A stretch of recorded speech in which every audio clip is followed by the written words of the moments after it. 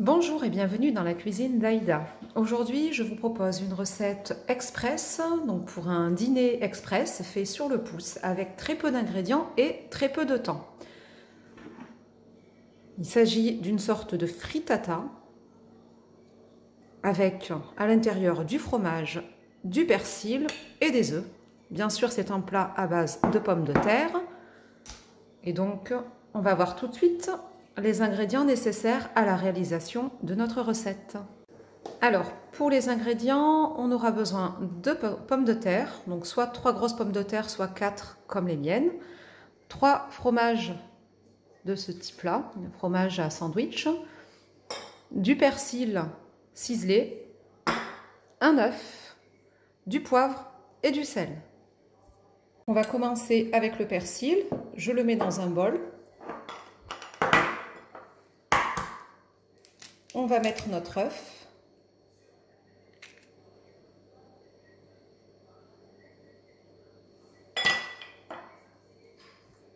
On va poivrer. Et on va rajouter du sel. On mélange.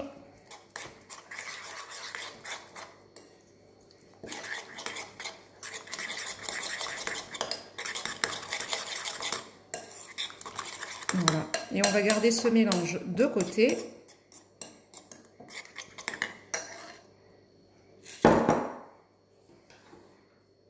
Ensuite, on va prendre nos pommes de terre.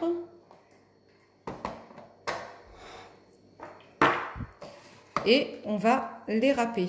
Donc, à la râpeuse.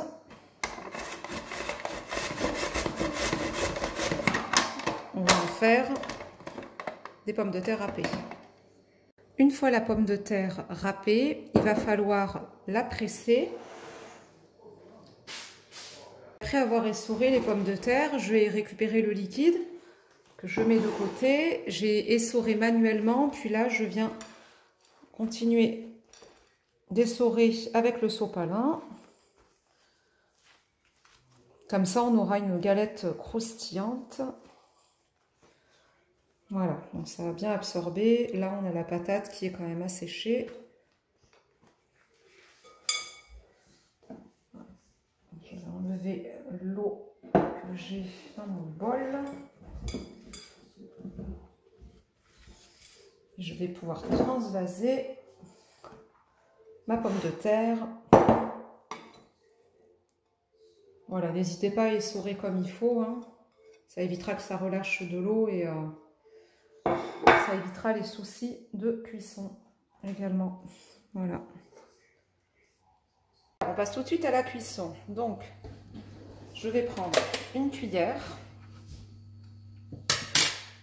Je vais prendre ma pomme de terre. Je vais venir la déposer la moitié.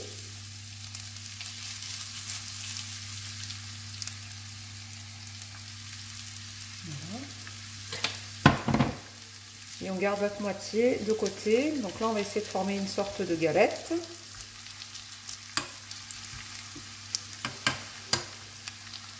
Voilà, donc en fait, ça fait comme la crique, hein. On fait cuire la galette correctement en dessous.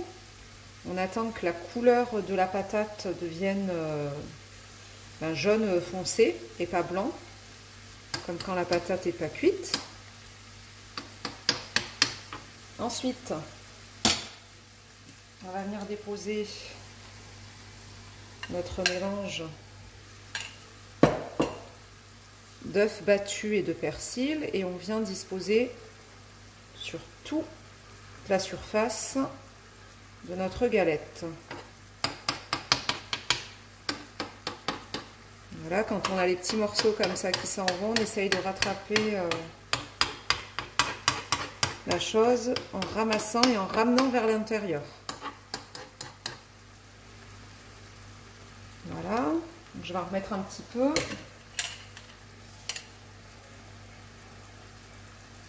Ça aide aussi en fait à faire en sorte que la pomme de terre colle. Voilà, et se ramasse. Après, bon, on va pouvoir mettre le fromage. J'ai changé entre temps. J'avais des fromages, des carrés de fromage blanc tout à l'heure en présentation. Mais bon, j'ai les garçons qui ont une préférence pour le fromage orange, là, cheddar. Donc, je vais déposer ce fromage. Après, peu importe, hein, vous mettez le fromage que vous avez ou vous n'en mettez pas. Ça, c'est selon les goûts. Donc, je vais déposer ici 3.